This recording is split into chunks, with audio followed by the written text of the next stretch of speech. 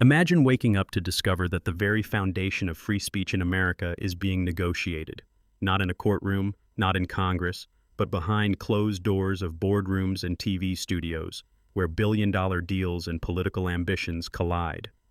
Now picture a former president armed not just with tweets, but with billion-dollar lawsuits, throwing the media industry into chaos mere months before the next election. The stakes? Nothing less than the future of the First Amendment and the independence of news as we know it. It sounds dramatic, almost cinematic, but that's exactly what's playing out right now in the high-voltage standoff between Donald Trump, media giant Paramount, and the power brokers scrambling to protect their empires, profits, and reputations. Is this just political theater, or could a merger deal, a lawsuit, and a handful of secret meetings rewrite the rules of free speech? Let's pull back the curtain on one of the most consequential media battles in recent memory, a story that could shape how Americans learn the truth for decades to come.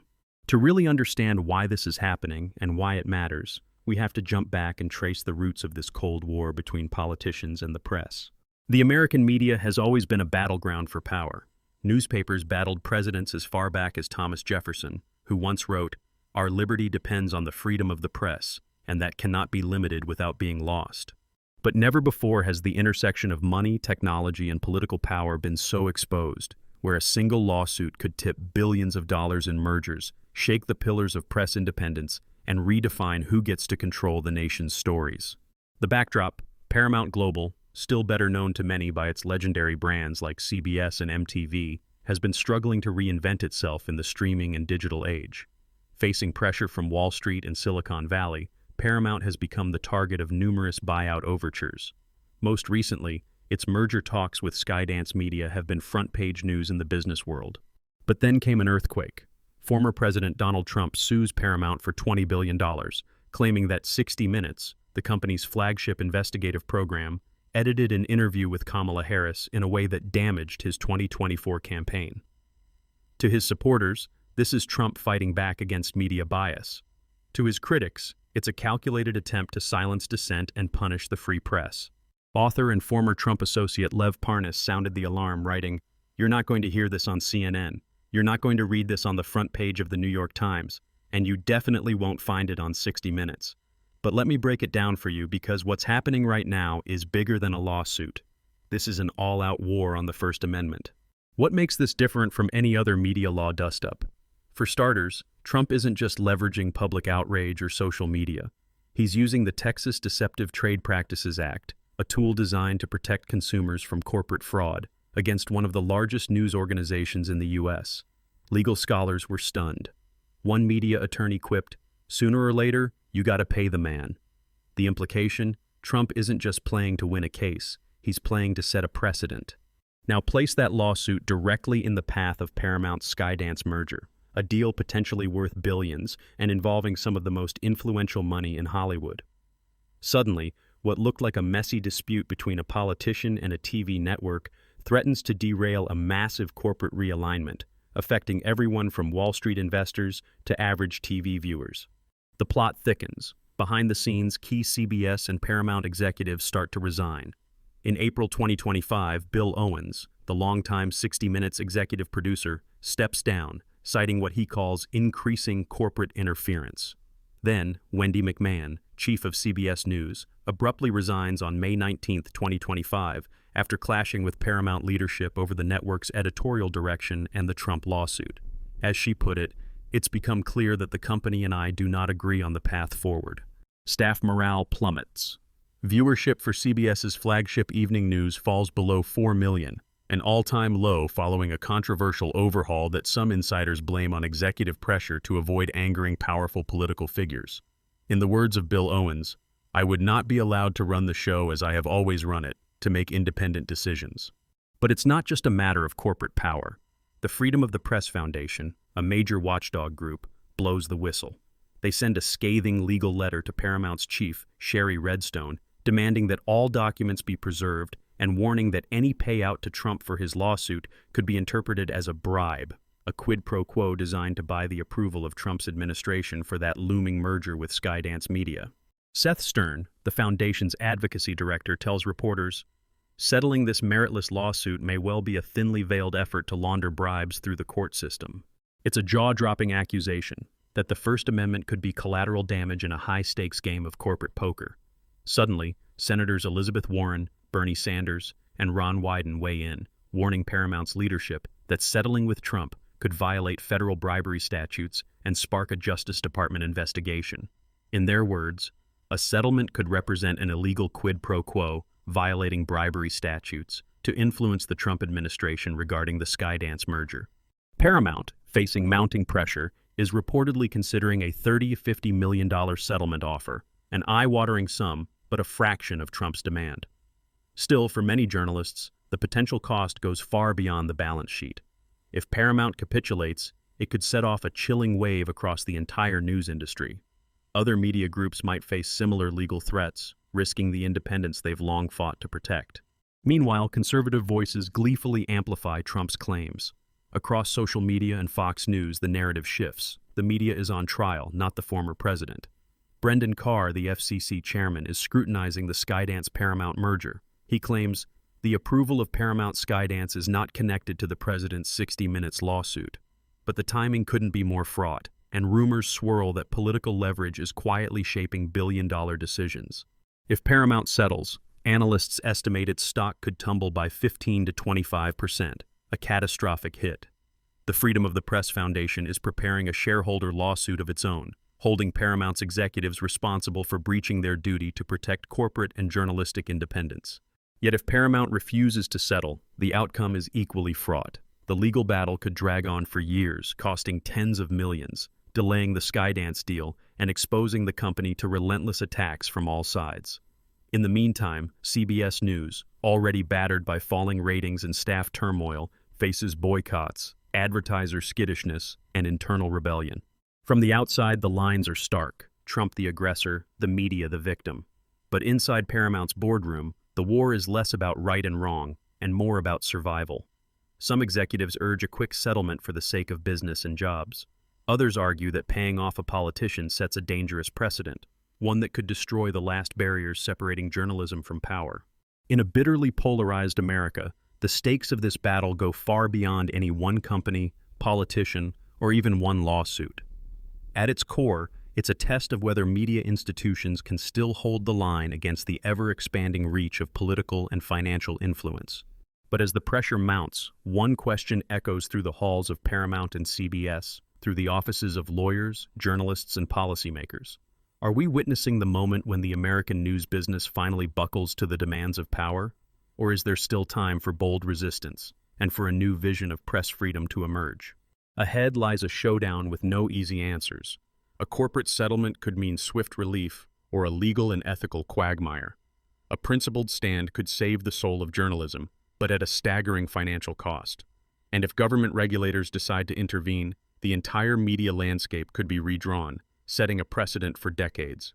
So, will Paramount take the money and risk its legacy, or fight back, risking everything for the principles of a free press? And perhaps most urgently, will the American public even notice before it's too late?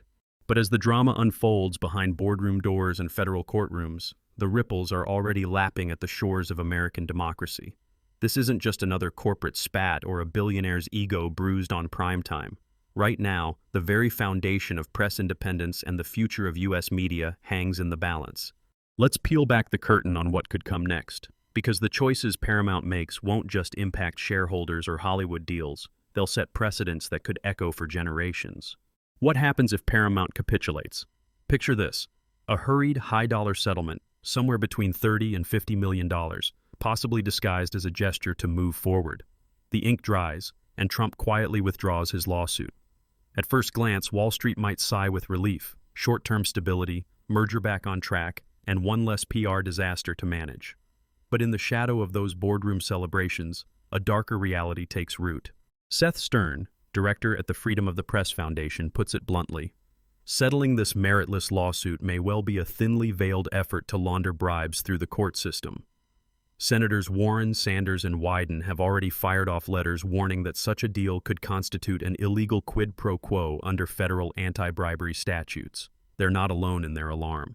Legal analysts warn that a settlement might open the door for the Department of Justice to launch a full-scale investigation, not only freezing merger approvals, but potentially exposing Paramount executives to criminal liability. But the danger doesn't stop at corporate headquarters. If Paramount, the parent of one of America's flagship news organizations, caves to legal threats tied to political power, what message does that send to every other newsroom? History teaches us that the chilling effect spreads fast. Editors, producers, even late-night hosts might hesitate the next time a story threatens an influential figure. Today, it's CBS and 60 Minutes. Tomorrow, it could be any outlet, big or small. When Bill Owens walked out as the legendary executive producer of 60 Minutes, his reason was stark. I would not be allowed to run the show as I have always run it, to make independent decisions. If those independent decisions disappear, so does the watchdog role of the free press. In the words of Lev Parnas, the Trump world insider turned whistleblower, behind the scenes, Trump is quietly but aggressively working to dismantle the free press. Any outlet, any journalist, any creator who speaks up or dares to challenge him becomes a target. So let's consider the second path. Paramount stands its ground. The legal battle grinds on, burning through tens of millions in legal fees. The merger with Skydance Media faces delay after delay, as regulators, shareholders, and activists argue in the court of public opinion. The company weathers months, maybe years, of headlines questioning its judgment, integrity, and business acumen. But the company also draws a line in the sand. Refusing to settle sends a defiant message that no corporation, no matter the stakes, will buy out its editorial independence. This is the path that risks most in the short run. The company's share price could sink. Analysts project drops of up to 25%. CBS News, already reeling from audience losses, might take another hit as conservative groups target their advertisers. Yet, in the long run, this dogged resistance could become a rallying cry for press freedom. It won't go unnoticed by other media giants, or by journalists watching anxiously from the sidelines. There's a third, even more unpredictable road the regulators step in. The FCC, under pressure from all sides, could slap new conditions on the Skydance merger, cuts to diversity and inclusion programs, strict oversight of editorial content, maybe even direct government review of major investigative stories. Brendan Carr, the FCC chairman, insists that the lawsuit and the merger aren't connected. But when billions of dollars, political vendettas, and media empires collide, nothing is quite as separate as it seems. Imagine a future where every big news organization must weigh not just what's true, but what's politically expedient, where coverage of the powerful is a calculated risk, and the cost of speaking out may be measured in billions. In this landscape, will there even be a 60 minutes left to ask tough questions? Or will newsrooms play it safe, shrinking from controversy, hungry for the next merger approval? As one CBS News staffer, speaking off the record, lamented, "If we can be bought off to protect a business deal, then none of us are safe. The next time a president wants to silence a story, they'll know exactly how much it costs." For those watching this at home, the stakes might seem abstract, buried under boardroom jargon and legal codes. But the outcome of this standoff will affect more than corporate profits. It will shape what you see, hear, and read about the leaders who set the course of this country. It will decide whether journalists can keep asking the uncomfortable questions, or whether, out of fear or fatigue, they'll stop asking at all. So what should we, as everyday viewers and citizens, take from this high-octane showdown?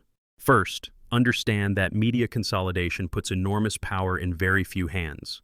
When a single executive like Sherry Redstone holds the fate of both Hollywood blockbusters and national newscasts, every political and legal threat becomes a potential bargaining chip.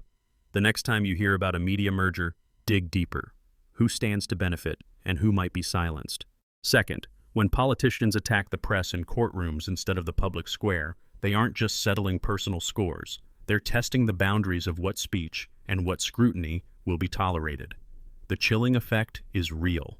If you value accountability, demand transparency, and support outlets that resist pressure to conform. Third, remember that some of the loudest advocates for press freedom are not always the loudest voices on TV. Watch for organizations like the Freedom of the Press Foundation and pay attention when they sound the alarm. If they're warning about backroom deals or legal threats, it means trouble for everyone who values the truth. And finally, take nothing for granted. When key figures like Wendy McMahon and Bill Owens step down rather than compromise their values, that's not corporate drama, it's a canary in the coal mine. Pay attention to who leaves and why. In the end, will Paramount buckle under pressure and set a precedent that haunts the free press? Or will they fight, risking financial pain but defending a principle that's bigger than any merger or lawsuit. Here's what we know. At the time of this video, Paramount's board remains locked in fierce debate. Some see the settlement as a pragmatic path forward. Others, led by the memory of legendary journalists, see it as a dangerous capitulation. The Department of Justice has reportedly opened a preliminary inquiry, confirming suspicions that this isn't just about money, but about the boundaries between corporate business, presidential power, and the free press. We can't predict the final outcome, yet. But the lesson is already clear. Press freedom is only as strong as the institutions and individuals willing to defend it, even in the face of gigantic risks. And for those of you still watching, here's a little-known secret. Buried deep in last quarter's SEC filings, Paramount quietly set aside a $75 million legal reserve, not just for the Trump lawsuit, but for related regulatory and shareholder actions. In other words, executives know this is just the beginning. So, what can you do? Stay informed. Support real journalism, especially the kind that challenges power, not just entertains it. Ask hard questions about mergers, media monopolies, and political interference. Share this story with someone who thinks the free press is just a headline from history class. And most importantly, remember, the next time a politician, a billionaire, or a boardroom tries to rewrite the rules, it's not just about their bottom line, it's about your right to know. If you found this video insightful, hit like, subscribe, and ring the bell for more deep dives that go beyond the headlines. Drop your thoughts in the comments. Do you think Paramount should stand and fight or cut their losses? And what news outlets do you trust?